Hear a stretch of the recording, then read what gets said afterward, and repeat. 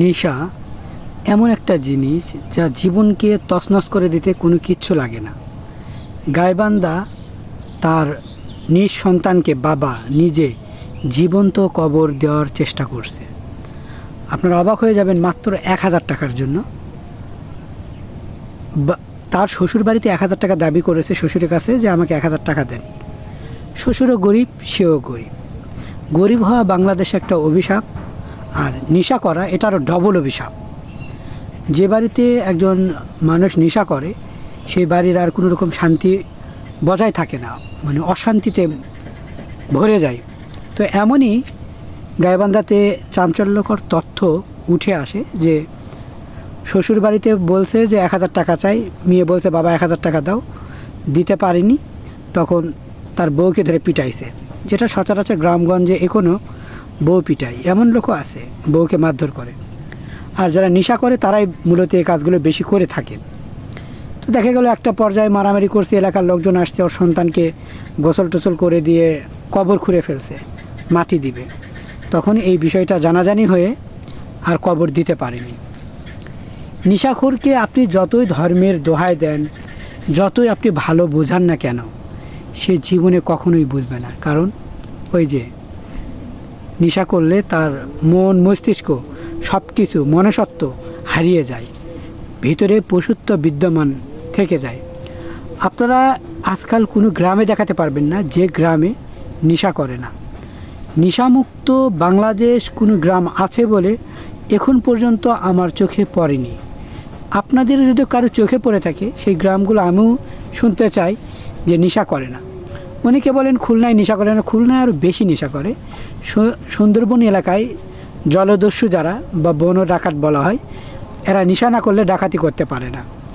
এবং যারা শিকারি করে, যেমন ধরুন সুন্দরবনে সবাই প্রবেশ করতে কেন পারে না, কারণ এতে করে ওই ডাকাতদের সুবিধা যাতে হয়, বা যারা সুন্দরবন কি আছে এলাকায় যাদের দায়িত্বরত যারা দায়িত্ব আছে, তারা যাতে করে বনের জিনিস চুরি করে খেতে সুবিধা হয়, এই জন্য সাধারণ মানুষ প্রবেশ করতে পারবে না। আমাদের দেশে মানে এমন সিস্টেম করা, সাধারণ মানুষ সব কিছুই পারবে না। এদের ঘাড়ে কুঠার রেখে ওরা গাছ কাটতেছে, আর ওরা সব কিছু পারবে। কয়েকদিন আগেও একটা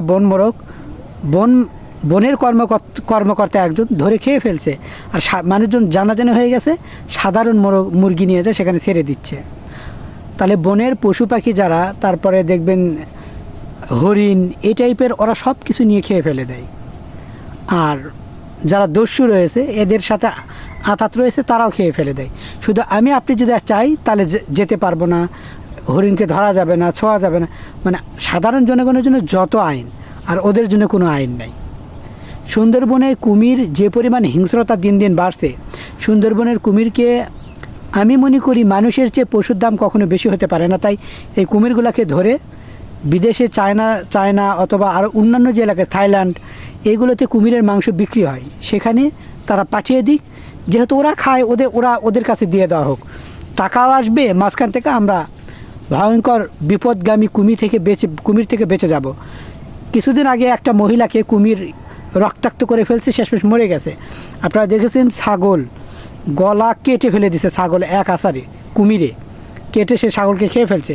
তো কখনো মানুষকে খাবে, কখনো ছাগলকে খাবে। আমার মনে হয় কচ্ছপ, কুমির, সাপ এগুলো বনের মধ্যে না রাখাই ভালো।